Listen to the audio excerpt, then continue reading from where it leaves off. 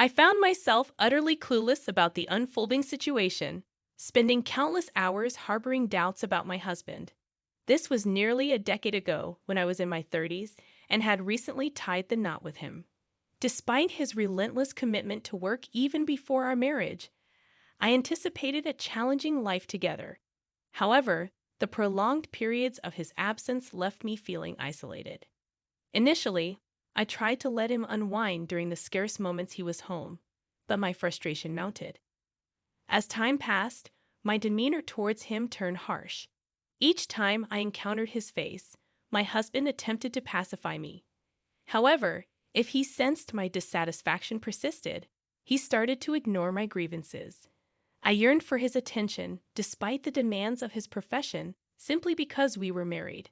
This sentiment overwhelmed me, preventing me from objectively assessing our relationship. My emotions got the better of me, and I could no longer view my husband objectively. Every argument led him to promise settling down soon and visiting the island I loved. Yet these assurances remained unfulfilled. Frustrated, I questioned the priority of work over our relationship, expressing my weariness at his constant excitement that saddened me.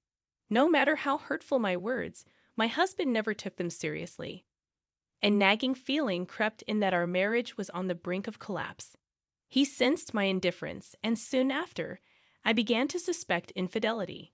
Initially, I dismissed it, attributing his frequent business trips to the nature of his job. However, the discovery of a hotel receipt and membership card in his suit pocket raised suspicions. It indicated stays on days he claimed to be on business trips, accumulating points for multiple nights. As a successful professional, my husband was popular with his female colleagues, leading me to speculate about his involvement with another woman. Fed up, I decided to lead my life independently, disregarding his infidelity. The initial enjoyment of this newfound freedom waned as I grew weary of pretending to be happy. The realization dawned that perhaps it was time for both of us to break free from a marriage where we were avoiding each other as husband and wife. Accepting the possibility that my husband might find happiness elsewhere, I contemplated moving on to the next chapter of my life. Despite the lingering love for the man I once adored, the realization hit me that I no longer wished to spend my life with him. Summoning courage, I initiated the process of seeking a divorce, grappling with the idea that there might be no alternative but to end our union. Days of deliberation led me to send a text message to his cell phone, asking him to come home early. "I need to talk to you," I texted him on his cell phone. "I need to talk to you too, and I'll try to leave as soon as possible," he replied promptly. Despite being certain about my decision to seek a divorce, I found myself contemplating that my husband might not want the same. The realization that he, too, was seeking a divorce sent my heart racing, making it hard to breathe as I struggled to stand. His heart, it seemed, had moved on to someone else. "Let's not cry anymore," I thought, resolving to end things with a smile. I made my decision and patiently waited for my husband to return home. Around 9 p.m., he arrived, noticeably having lost an unexpected amount of weight. His kind eyes and familiar tone remained, yet an insurmountable gap existed between us. Despite his usual reticence, my husband, a man of few words, kept looking down and stayed silent as I spoke. Wanting to conclude our conversation with respect, I sensed he might be mocking me, which fueled my anger. Although our marriage had been short-lived, we were on the brink of divorce, and I expected him to share his feelings.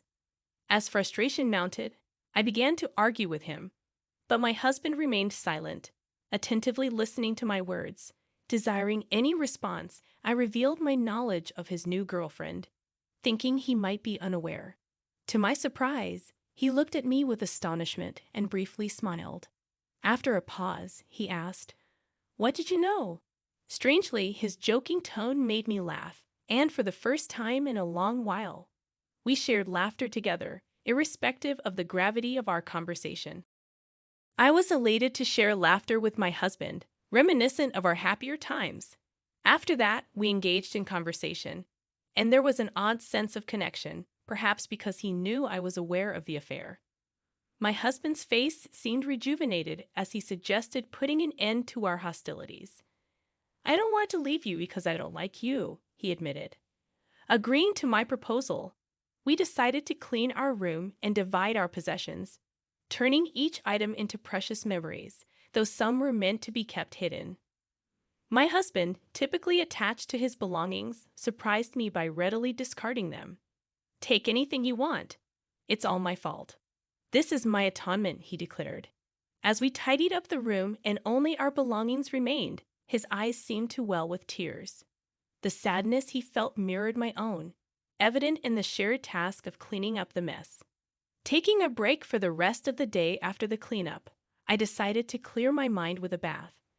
While I contemplated seeking compensation from my unfaithful husband, the realization hit me that our relationship had already ended.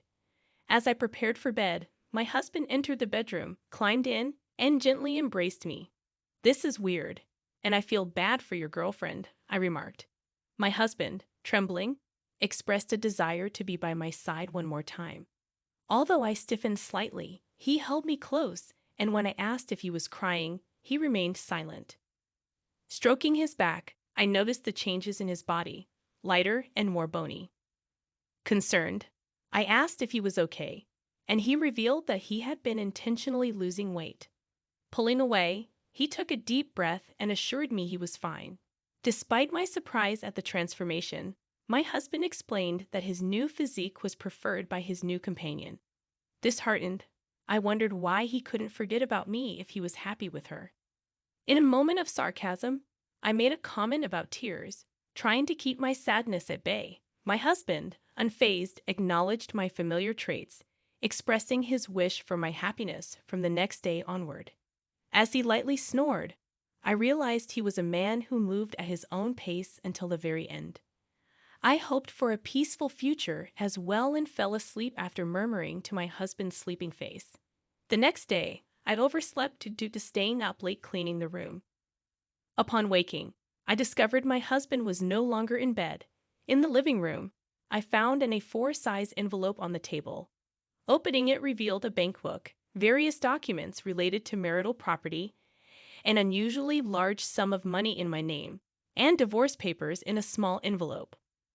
My husband's section was already filled, leaving me in a panic. Attempting to contact him, I discovered his phone was disconnected, seemingly canceled. My inquiries with his parents and friends yielded no information. Contacting his company, I learned he had resigned a few months before, a surprising revelation for a workaholic. I grew suspicious of people and struggled to find a way to contact my husband. The mental fatigue, building up since before the divorce, almost crushed me. Despite my husband arranging compensation for me, I now felt free. Deciding to spend time in a place I truly enjoyed, I arrived at a remote island, a day's journey from the mainland. With a sparse population of around 3,000 people, I had visited it once with my husband and was captivated by its natural beauty and unhurried pace. My husband had promised we would return to the island after completing his work. Though I missed him, I realized that what I needed now was the peace and quiet of that place. Quitting my job and moving to the remote island a few months later, I rented out my house to someone else. It was a risky move, but I knew I couldn't stay in my previous home any longer. As for how my husband paid off the mortgage, that remained uncertain. Knowing that my husband had worked hard to create the memories in our house, I found it challenging to continue living there alone. Despite the strangeness of some things, I couldn't seek answers from him anymore. Wanting to honor his efforts, I decided not to let go completely. Choosing to spend time on his quiet island, I started adjusting to island life and got to know my neighbors. Though I had enough assets to live without working, I discovered that idleness was more depressing. As a sort of helper, I began assisting elderly neighbors with their concerns. Initially treated as an outsider, I felt relieved as I gradually became accepted as one of the islanders. One day, a co-worker informed me that a new client had arrived from the main island for medical treatment. Facing a serious illness, he had chosen this island as his final residence due to the lack of available treatment elsewhere. Concerned about his condition and aware of the challenges of moving to an island without medical facilities, I was hesitant about taking charge. However, when he asked for a visit and I was the only one available, I nervously went to his house. Arriving at a small house on a hill with an ocean view, I questioned if it was the best place for someone in his condition. Running the doorbell, a faint voice invited me in. As I entered, I found the client sitting in front of a window, with the sun and wind streaming in. Squinting to see his face, I greeted him, only to be rendered speechless. To my astonishment, my ex-husband sat before me. Both of us were taken aback, just standing there and staring. My husband broke the silence, mischievously smiling, admitting that I have found him out. Confused by his unexpected presence and the conflicting information, I was unable to speak properly. My husband took my hand, forcing me to sit beside him. As we sat there in silence, a voice at the door interrupted our thoughts. Wiping my tears, I'd opened the door to an elderly man who seemed surprised by my tear-stained face. He bowed, entered, and sat next to my husband. Softly inquiring about his well-being, he spoke in a gentle voice. My husband assured the elderly man that everything was normal, and they began chatting. Realizing that the elderly man was likely the island's only doctor, I recalled colleagues mentioning the absence of inpatient facilities and how the clinic nurse and doctor were crucial lifelines for the island. It became apparent that my husband had come to the island to spend his final days here. Despite his decision, I listened attentively to their conversation. After the brief conversation with my husband's doctor, who left after about 10 minutes of casual discussion, I couldn't resist running after him. Startled by my flustered appearance, he seemed to understand when I explained our relationship. Anxious about my husband's condition and future treatment, I questioned the doctor, but he insisted he couldn't disclose anything without my husband's consent. With a heavy heart, the doctor shared that my husband wouldn't be able to walk by himself soon and suggested that it would be a shame for him to spend his final days alone, urging me to be there for him. Stunned by this revelation, I returned to the house where my husband was waiting, seemingly anticipating my inquiries. Greeting me with a smile, my husband acknowledged that he couldn't live without me, so I requested to spend the night. My husband's house, now reduced to a few pieces of luggage and a couple of futons, became the backdrop for the first night we slept together since discussing divorce. Under the covers, we shared the story of how we had arrived at this unexpected juncture. Eager to inquire about his illness, I decided it wasn't the right time for painful discussions. Instead, we reminisced about our past, partly influenced by my feelings about his past relationship. Wondering if he hadn't brought his girlfriend to the island before I requested to stay, my husband simply laughed, covering up the unspoken sadness. Mindful of his feelings, I refrained from probing further. The next day, I informed my employer of the situation and decided to take some time off.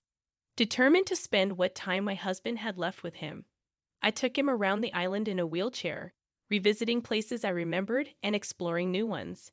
It was satisfying just being together, and I wished we had been open with each other during our marriage. Despite the challenges, my feelings for him grew stronger even after our divorce, and I resolved to stay by his side like a friend. As his disease progressed, my husband's physical strength deteriorated to the point where daily tasks became difficult. The doctor visited every day, offering the only relief that my husband was no longer in pain. Witnessing the toll the disease took on him, I nursed him tirelessly, never leaving his side.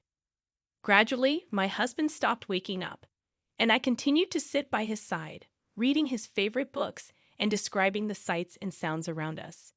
Despite his limited responsiveness, I cherished every moment, and my love for him intensified my sadness. Eventually, the day arrived when he stopped waking up altogether. I held his hand, telling him about beautiful sunsets and the world outside, even though he couldn't respond.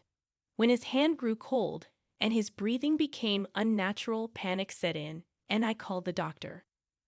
The doctor arrived promptly, confirming that my husband's blood pressure had dropped significantly. He suggested letting him go in peace and assured me that my husband wanted me to stay with him.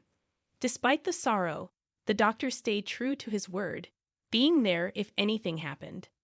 As my husband took his last breath and passed away quietly, I couldn't stop crying.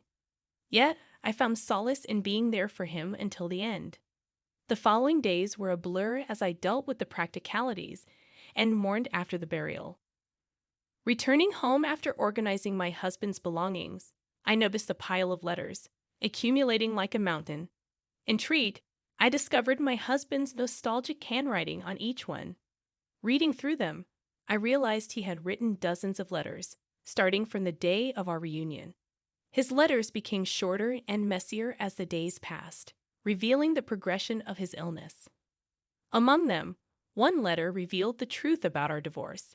His illness had started during our marriage, and he had planned to divorce me, not wanting me to spend my life caring for him. My husband's words were painful, and I felt hurt by the way he had orchestrated everything. Apologizing sincerely, tears flowed uncontrollably. Suddenly, there was a knock on the front door. Wiping my tears, I opened it to find the doctor standing there. He handed me a sealed envelope, identical to the ones I had just read. My husband had asked him to post a few days' worth of letters before falling into a coma, entrusting them to the doctor. This was the last letter. Thanking the doctor, I read my husband's final note alone. It was a thin but clear message. "Thank you, I love you. Despite the pain," I said aloud, "I love you too." In that moment, I thought I saw my husband's portrait smile a little. Decades after my husband's death, I am officially recognized as an island resident, building a grave next to where his house used to stand. I have chosen to stay on the island. Every day, I gaze out the window, just like my husband used to do. One day, I intend to join him there, finding peace and happiness surrounded by the memories